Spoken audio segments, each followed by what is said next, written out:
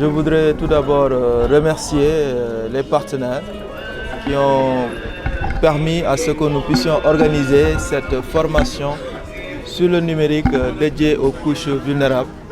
C'est notamment le 3FPT, mais également le partenaire technique Solimo.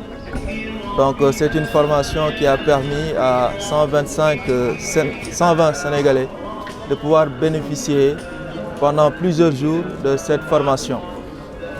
C'est des couches vulnérables que nous avons l'habitude d'accompagner. Je le rappelle, la direction de la solidarité numérique qui est au niveau de l'ADIE a formé jusqu'ici près de 630 personnes en situation de handicap. Et cette formation que nous avons déroulée avec le 3FPT et le partenaire Solimo rentre dans ce cadre-là. Donc 120 autres personnes qui ont pu bénéficier entre le département, entre la région de Dakar et la région de Fatick de cette formation. L'ADIE va poursuivre donc, cette dynamique pour pouvoir la généraliser dans les 14 régions du Sénégal et permettre à toutes ces personnes en situation de handicap de pouvoir s'insérer dans le monde de l'emploi avec l'usage du numérique. Nous savons que le numérique aujourd'hui est un accélérateur de carrière et on sait toutes les retombées que ces personnes pourront avoir pour pouvoir vraiment s'insérer très rapidement dans les entreprises. Nous allons continuer à les accompagner donc à travers des stages que nous allons leur offrir au niveau de l'ADIE, mais également avec nos partenaires qui pourront également en prendre.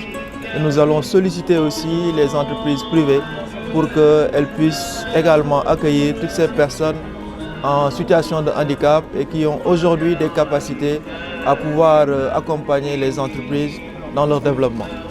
Donc je me félicite de cette collaboration avec ADIE, avec 3FPT pour participer à la formation de couches vulnérables.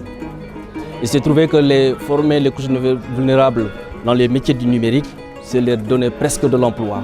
Il reste juste maintenant l'accompagnement qu'il faut pour les aider à s'insérer socialement mais professionnellement également. Et Solimo ne ménagera aucun effort pour cet aspect-là. On va les accompagner avec d'autres partenaires pour essayer de les insérer ou de les appuyer à s'insérer. Nous les aiderons également dans le coaching, parce qu'il ne s'agit pas tout simplement d'entreprendre pour réussir, mais dans le projet d'entrepreneuriat également, nous pourrons les apporter l'appui technique qu'il faut et tout le soutien nécessaire qui serait à notre possibilité pour les aider, pour les faciliter la chose. Je remercie encore une fois les partenaires ADIE et 3FPT pour ce programme-là auquel Solimo a été associé. Ouais, un sentiment de fierté aujourd'hui d'avoir été là à recevoir nos diplômes à travers cette formation qu'on a pu faire à l'aide de l'ADIE et ses partenaires. Vraiment, on est comblé d'avoir aujourd'hui reçu nos attestations ici au niveau de l'ADIE. Un sentiment de fierté, vraiment. C'est bien de se faire former. On a pu faire beaucoup de formations, mais tout le temps, on a le même problème d'accompagnement. On nous forme et après on nous laisse aller comme ça. Donc on espère que cette fois-ci, ce sera un autre domaine. On va nous accompagner et on le sollicite vraiment. On sollicite de l'accompagnement parce que nous voulons s'insérer dans le monde de l'emploi.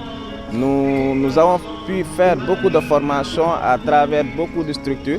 Par exemple, ici à l'ADIE, moi j'ai fait ceci est ma troisième formation.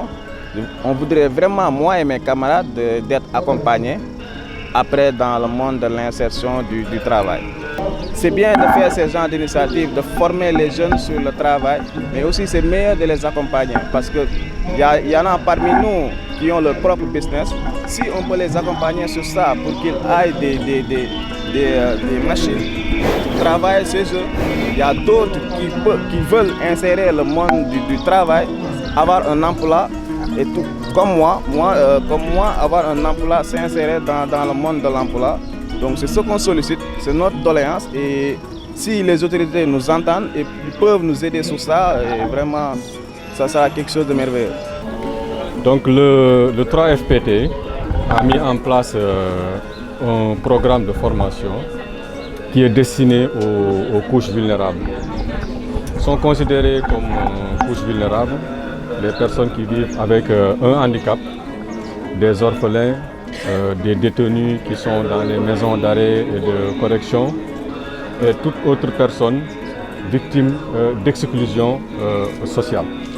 Donc ce programme-là, il vise à permettre à cette catégorie de la population de bénéficier de toutes les offres de formation du 3FPT pour leur permettre, au même titre que toutes les autres catégories de la population, d'avoir une formation d'abord qui leur permet d'avoir un métier et de pouvoir s'insérer dans la vie active. C'est pourquoi nous avons mis en place ce programme-là au niveau du 3FPT qui est d'un montant de plus de 300 millions de francs CFA pour la formation de plus de 1500 personnes considérées comme couches vulnérables. Qu'est-ce que vous avez prévu pour accompagner ces jeunes-là? Voilà. En termes d'accompagnement, il faut dire que le 3FPT finance la formation professionnelle. Donc on est sur le volet employabilité des jeunes, on facilite leur employabilité, on leur donne toutes les compétences nécessaires pour être employables. Maintenant, ça ne s'arrête pas là, nous sommes en partenariat.